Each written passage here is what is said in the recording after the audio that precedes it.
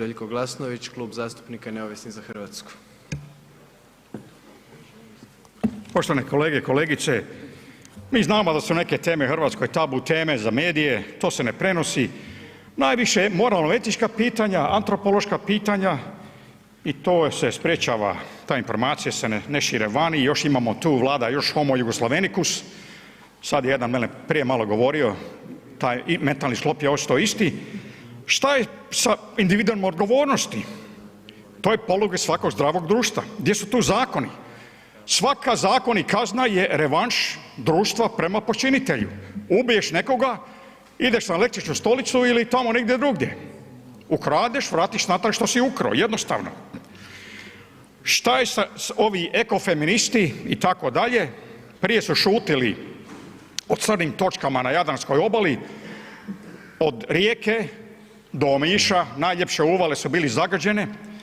Imate 110.000 ovih azbestnih ploča samo u Karlovcu, 1000 metara šljunka imate radioaktivnog iz bivšeg sustava, imate tamo u Kambelovcu, izgrađivali su u najljepšim uvalama civu industriju, te mastodone, to je sve propalo i gdje su ekofeministi? Šta se danas događa?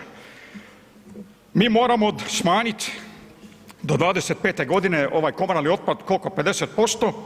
Jedan Danac 1% ovoga baca svojeg otpada završava na komunalnom otpadu u smeću, prosječni Hrvat 78%. Šta se tu događa? Ako ne možemo sebe prisiliti na individualnu odgovornost, kako ćemo druge prisiliti na odgovornost? Evo, u Bukareštu prošle godine bio je summit, Balkan Petroleum Summit o energetici. 8. će biti sad 10. ovog listopada u Crnoj Gori. Šta je tamo snimljeno? Smo čuli išta o ovim podacima o zagađenju Jadrana.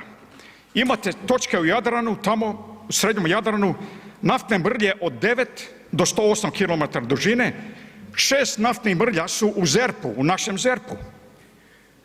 Šta je s međunarodnim brodskim prometom? On je 6. najveći zagađivač, to se baca po noći. Gdje su naše protumjere?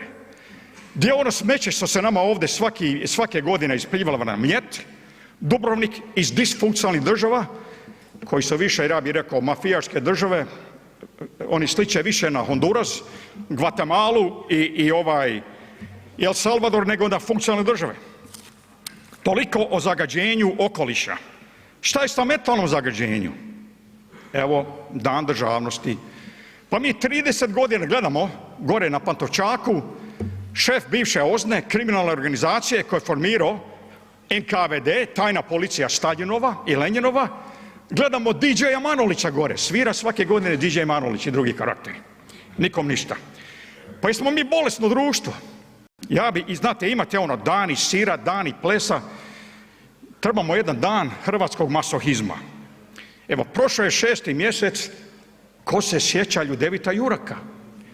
Patolog, čovjek sa međunarodnom komisijom ide u Ukrajinu 43. godine, naprave zapis 2000 pobijenih ovih seljaka, Ukrajinaca, Katinska šuma, dolaze tifusari 45. u Zagreb, on neće povući svoj izvještaj, ubijaju ga. A taj koji ga je ubio, Vlado Ranogajac, šef kaznenog suda u Zagrebu, poslije je bio predsjednik Nogometnog saveza, možda bi se i danas dobro snašao danas u Hrvatskom nogometnom savezu, Vlado Ranogajec koji je streljao 100 ljudi po Zagrebu, on ima ploču na Jarunu piše sportski djelatnik. A Ljudevit Jurak ima ploču kao žrtva tog režima na Gundulićevoj ulici. Ja ne znam šta drugo reći. Prvo smo slavili nepostojuće ustanke, sad ćemo još jedan masohistički ustanak, četnički dernek u Srbu ćemo slaviti. Šta imamo tražiti kad mi slavimo pokolj svojeg vlastitoga naroda?